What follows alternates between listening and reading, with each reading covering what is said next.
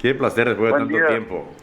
Igualmente, compañeros, gusto Eh, de escucharlos por ahí y de que estén bien. Estamos con el doctor Marcos Benítez y yo soy Arturo Garoso. ¿Cómo le va? Arturo, gusto de escucharte y al doctor Benítez también. Gracias, doctor. Se está reviviendo todo el tema del secuestro y asesinato de Cecilia Cubas, un hecho que hasta hoy sigue causando mucho dolor en la sociedad paraguaya. Y recordábamos que usted en aquella época, en su calidad de fiscal general del Estado, ya advertía de la situación que se estaba viviendo en el norte del país con la formación de un grupo guerrillero, de un grupo armado. ¿Podría refrescarnos un poco qué información ustedes manejaban en aquella época ya, hace 15 años, 16 años? Y sí, es bastante el tiempo recorrido y de lo que ha pasado y de lo que se fue generando con el paso del tiempo. De hecho, incipientemente en aquella época en que estaba en el cargo, este grupo se ha ido consolidando y felizmente también durante esa época pudimos realizar uno de los primeros juicios que llevó a la condena a los principales responsables que hasta hoy siguen adentro. De hecho, quedaron algunas piezas, algunos elementos de esta organización que fue consolidándose con el tiempo. Fuera de la mano de la justicia, que posteriormente con el tiempo fueron cayendo y lastimosamente tenemos que revivir cada tanto el enjuiciamiento de cada uno de ellos porque los tiempos procesales son diferentes con relación a cada uno de los que van sometiéndose al rigor de la justicia. Pero bien, yo creo de que se ha visualizado desde un comienzo y con una gran eficacia, tengo que admitir, en aquel entonces de los precarios, con los precarios elementos, un modelo de delincuencia que todavía era totalmente desconocido para nuestro país, para nuestro medio y para las autoridades de seguridad en aquel entonces, que muy felizmente pudieron detectar en aquel entonces el fiscal general a cargo de la institución investigativa, el doctor Latorre y otros compañeros que hicieron posible canalizar los conocimientos técnicos y tecnológicos que utilizaban esta nueva modalidad delictiva. Con posterioridad, obviamente, de que fueron transformándose los mecanismos que utilizaban, pero de hecho fue felizmente las primeras sentencias que cayeron en aquel entonces las que se realizaron con esas investigaciones. Con Osmar Martínez, Francisca Andino, Basiliano Cardoso, creo que era el otro. De esa gente hablamos, ¿no? Sí, de esa gente, sí, de los Arrón y Martí, del sistema comunicacional que poseían, de la forma de utilizar la tecnología, la asistencia técnica también que tenían de otras organizaciones internacionales en aquel entonces. Es decir, ha sido un trabajo que han realizado aquellos compañeros, aquellos profesionales en su tiempo que por suerte se ha visibilizado rápidamente y se ha tenido en algunos casos resultados felices y otras cosas, y en otros casos como la de que nos ocupa hoy infelices, Claro. que penosamente nos llena de temas.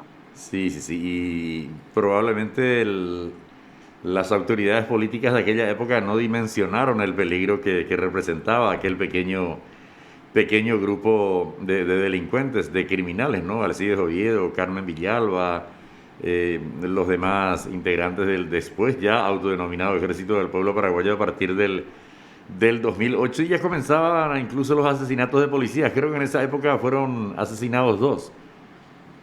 No, de hecho que sí, la ponderación que se tuvo sobre los primeros movimientos de este grupo de delincuentes comunes en principio, como el atentado contra el Banco de Choré y otros, no no fueron todavía dimensionados ni ponderados convenientemente de que estarían unidos posteriormente o arropados de una cierta supuesta ideología que hicieron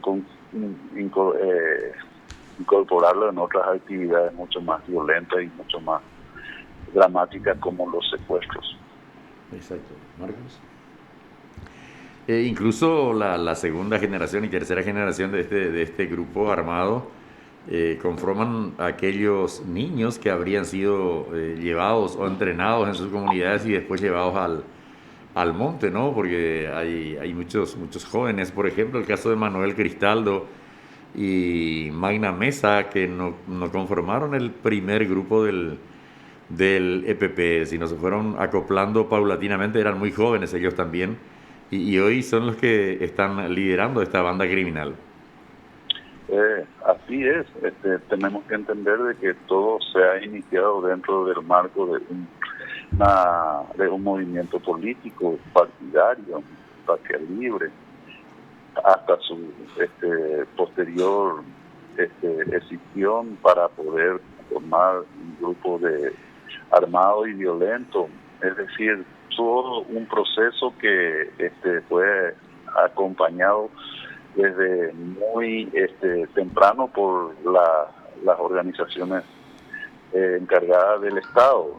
Decir que ha ido evolucionando, también el Estado se ha prodigado para poder hacer lo posible para enfrentarlo, porque era una nueva forma de delincuencia que no la teníamos dentro de nuestra rutina de organismos del Estado, de organismos de seguridad del Estado, que felizmente hoy se tiene todas las caracterizaciones y fue evolucionando. En principio eran dirigentes políticos y posteriormente pasaron en el marco del brazo armado.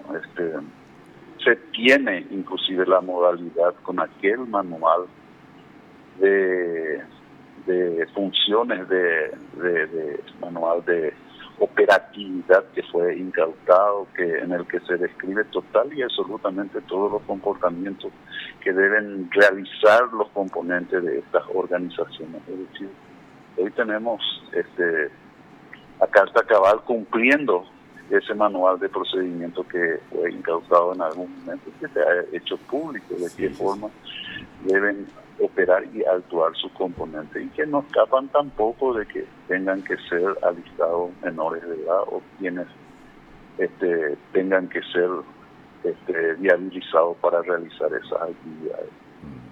Exacto. E inclusive en algún asentamiento campesino en la década del 90, en el 94, aproximadamente 94, 95, había un asentamiento en San Pedro en el que no se permitía la entrada de policías, por ejemplo, y había guardias, y en ese campamento se le enseñaba a los chicos solamente a sumar y a restar y a saber firmar. Después era ya todo una cuestión ideológica. Vos no tenés nada, vos estás descalzo porque el burgués se come todo tu sudor, se come todo el fruto de tu trabajo, vos trabajás y ellos se enriquecen. Una campaña de odio hacia lo que ellos consideran la burguesía, ¿no? Yo creo, sí, así fue, existían de lo que tendió a llamarse zonas liberadas. Exacto. Donde no se permitía que el aparato estatal en ninguna de sus dimensiones pudieran acercarse a esos asentamientos. Pero yo creo que hoy ha sido superado eso. El Estado está presente en cada uno de los rincones, si bien podemos discutir su eficacia o no, pero hay un gran esfuerzo en ese sentido. Sí, no, de que se notan avances, se notan avances. Lo que mucha gente cuestiona es que, y con lo que yo no estoy de acuerdo tampoco, ¿verdad? Eso de que cómo son apenas 30 o 40 y el gobierno no puede con ellos, y hay que saber entender que son grupos altamente entrenados y preparados exactamente para los que nosotros no estamos preparados.